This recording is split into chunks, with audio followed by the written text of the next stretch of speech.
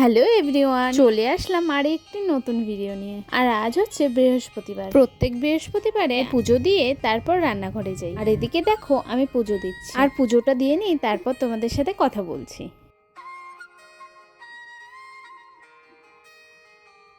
আর আজকের ওয়েদারটা দেখো, প্রথমে বৃষ্টি হয়ে আর এখন কি সুন্দর রোদ্দুর উঠেছে। আর ওদিকে পুজোটা কমপ্লিট করে চলে আসলাম রান্নাঘরে। আর আজ দুপুরে আমার বরমশাই খাবে না বলছে। আমি জিজ্ঞেস করলাম কেন? ও বলল এক জায়গায় নেমন্তন্ন আছে। আচ্ছা ঠিকই আছে তাহলে। এদিকে আমি আর আমার মেয়েই খাবো, সেজন্য আর কিছু বানালাম না। দুপুরে ডিমের ঝোল করে নিলাম অল্প করে, আর পাঁপড় ভেজে নিলাম। এদিকে দেখো তোমাদের সাথে কথা বলতে বলতে আমার রান্না অর্ধেকই প্রায় হয়েই গেছে। এখন জল দিয়ে ফুটিয়ে গরম মশলা দিয়ে নামিয়ে নেব।